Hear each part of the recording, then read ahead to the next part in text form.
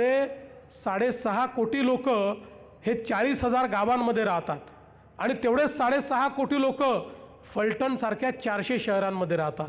या 400 शहरांचा चेहरा मोहरा जर आपण बदलला तर आपण 6.5 कोटी लोकांच्या जीवनामध्ये एक गुणात्मक परिवर्तन आणू शकतो. आणि म्हणून मागच्या काळात आम्ही जे काम चालू केलं, आज जवळपास 200-250 शहरं आपण बदलली, पण अनेक शहरं अजून बदलायची आहेत. खरं तर आपण जर फलटणचा विचार केला तर या ठिकाणी रणजितदादांच्या नेतृत्वामध्ये गेल्या काही वर्षांमध्ये इतक्या मोठ्या प्रमाणात निधी आलेला आहे. मोठ्या प्रमाणात रस्त्यांची कामं आता या ठिकाणी चालू झालेली आहे. या ठिकाणी फलटणकडे येणारे जेवढे मार्ग आहेत ते सगळे रणजितदादांनी माझ्या आणि गडकरी साहेबांच्या मागे लागून त्या ठिकाणी मंजूर करून घेतले. फलटण पंढरपूर पालखी मार्ग 6,000 कोटी रुपये, फलटण बारामती रस्ता 795 कोटी रुपये, फलटण पुसेगाव परत केंद्र सरकारने तो केला, म्हणजे काम चालू केलं. फलटण आदरकी 350 कोटी रुपये, फलटण दहिवडी 4,000 कोटी रुपये, पाडेगाव ते शिंगणापूर 700 कोटी रुपये, आसूगाव ते फलटण ते गिरवी 250 कोटी रुपये आणि फलटणचे अंतर्गत रस्ते 100 कोटी रुपये. मला एक सांगा, फलटणसारख्या शहराकरता एवढा निधी यापूर्वी कोणी कोणाच्या स्वप्नात तरी आला आहे का?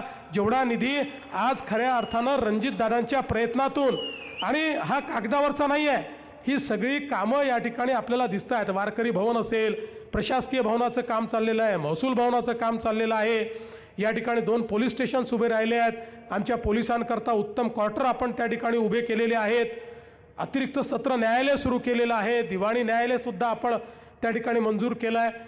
आत्ताच मला दादांनी येता येता कानात सांगितलं, न्यायालय तर सुरू झाले पण वेगवेगळ्या ठिकाणी आहेत, त्याची आता एक एकत्रित इमारत देखील तुम्ही करून टाका. दादा काही काळजी करू नका, पुढच्या काळामध्ये न्यायालयाची इमारत देखील या ठिकाणी आपण करू.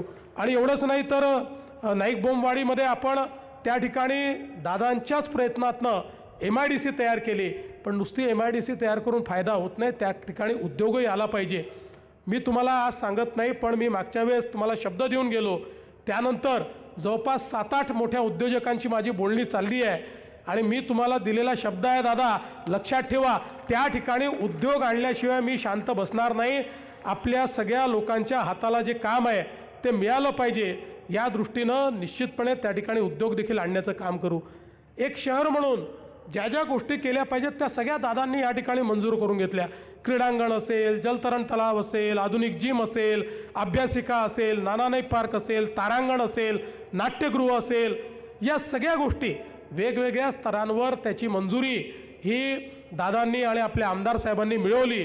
आणि त्यामुळे आज मोठ्या प्रमाणात या ठिकाणी शहराला शहराचा चेहरा, कारण शेवटी इतकं महत्त्वाचं शहर आहे, इतकं ऐतिहासिक शहर आहे, छत्रपती शिवरायांच्या इतिहासाशी तर जोडलेलंच आहे, पण प्रभू श्रीरामांच्या इतिहासाशी जोडलेलं शहर आहे. आणि म्हणून अशा प्रकारचं हे शहर, या शहरामध्ये मोठं परिवर्तन झालं पाहिजे, शहर शहरासारखं वाटलं पाहिजे, या दृष्टीनं खऱ्या अर्थानं ही सगळी कामं करण्याचा प्रयत्न आपण करतो आहे. आणि म्हणून मी तुम्हाला एवढीच विनंती करण्याकरता आलो आहे की काय टिप्पणी होते याच्याकडे लक्ष देऊ नका. मी तर खरं म्हणजे मलाही या गोष्टीचं अतिशय दुःख आहे की एक आपली माऊली संपदाताई मुंडे डॉक्टर, या बिचाऱ्या त्यांनी एका विशिष्ट परिस्थितीमध्ये आपलं जीवन संपवलं. त्या कोणाकडनं प्रताडित होत्या ते सगळं आता तपासात बाहेर आलेलं आहे. पण अशा परिस्थितीचं भांडवलीकरण करायचं, त्याचं राजनीतीकरण करायचं आणि मग त्या आधारावर कोणाला तरी टार्गेट करायचं, या गोष्टी राजकारणात शोभण्यासारख्या गोष्टी नाही आहेत. शेवटी तपास पूर्ण झाला आणि मी अतिशय स्पष्टपणे आपल्या सगळ्यांनी ऐकलं असेल, मी महाराष्ट्राच्या विधानसभेमध्ये तपासाची सगळी माहिती दिली. आज पुन्हा एकदा तुम्हाला सांगतो, रणजित सिंग नाईक निंबाळकर यांचा दुरान्वयानेही याच्याशी कुठलाही संबंध आलेला नाही. यामध्ये जे आरोपी आहेत 100% तपास पूर्ण झाला आहे. सगळे पुरावे, टेक्निकल पुरावे सगळे मिळालेले आहेत. आरोपींना कठोरात कठोर शिक्षा होईल आणि त्या गरीब माऊलीच्या घरच्यांनाही आम्ही मदत करणार आहोत. पण अशा गोष्टीचं त्या ठिकाणी राजनीतीकरण करायचं आणि त्यातनं कुठेतरी कोणाला तरी टार्गेट करायचं, हे आपल्यापैकी कोणालाही शोभत नाही. राजकारण कुठल्या स्तराला आपण न्यायचं याचा विचार आपण केला पाहिजे. आपण बघा, आता इतके दिवस झाले नगरपालिकेच्या निवडणुका चालल्या आहेत. नगरपालिकेच्या निवडणुकीत आता तरी दुसरा टप्पा आहे. पहिल्या टप्प्यातही माझ्या 42 सभा झाल्या. सगळ्या शहरांमध्ये मी गेलो. कुठल्याही शहरात मी कोणावर टीका केली नाही, उमेदवारावर केली नाही, नेत्यावर केली नाही, पक्षावर केली नाही, कोणावर टीका केली नाही. कारण माझं म्हणणं स्पष्ट आहे, माझ्याकडे विकासाचा कार्यक्रम आहे. विकासाचा कार्यक्रम असताना मला टीका करायची गरज काय आहे? मी जे करून दाखवलं आहे ते मी बोलतो, जे करणार आहे ते मी बोलतो. त्यामुळे कुठलीही टीका न करता खऱ्या अर्थानं परिवर्तन घडवण्याकरता या निवडणुकीत मी आलेलो आहे. सकारात्मक मत मागण्याकरता आलो आहे. ते नालायक आहे म्हणून मला मत द्या असं मी म्हणतच नाही. मी चांगला आहे, मी चांगलं करून दाखवणार आहे, माझा नगराध्यक्ष चांगलं करून दाखवणार आहे, याकरता मला मत द्या. त्यामुळे कुठलंही निगेटिव्ह मत मला नको आहे, मला सकारात्मक मत हवं आहे. हे सगळे प्रकल्प जर रणजितदादा सचिनदादांच्या माध्यमातून आम्ही केले असतील, तुमचा विश्वास असेल तर आम्हाला तुमचं मत हवं आहे. तुमचं एक सकारात्मक मत हे निश्चितपणे या शहराला, या साताऱ्यातलं सगळ्यात आधुनिक शहर बनवू शकतं. कारण आता ज्या प्रकारची कामं रणजितदादांनी घेतली आहेत, जे विजन त्यांच्याकडे आहे, आणि शमशेरदादांसारखा ज्याला या ठिकाणी नगरपालिका काय समजतं, विरोधी पक्षनेता म्हणून काम करत असताना खऱ्या अर्थानं त्यांनी आपले प्रश्न मांडलेले आहेत. त्यामुळे अतिशय चांगल्या प्रकारचं कॉम्बिनेशन हे या ठिकाणी आपल्याला मिळालेलं आहे. आता ही सगळी बॅकडोर आपल्या हातामध्ये आहे.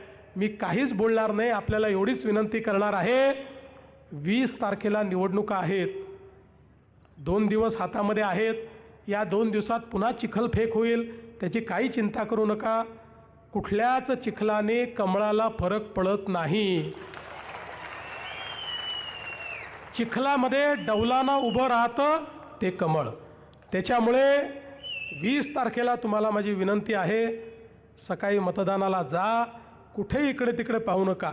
मतदारच्या आपलं जे वोटिंग मशीन आहे याच्यावर जिथे कमळ आणि घड्याळ दिसेल ती बटन दाबा. कॅन्डिडेट पाहू नका, माणूस पाहू नका, बाई पाहू नका. तुम्हाला माहिती आहे आम्ही जे सांगतो ते करतो.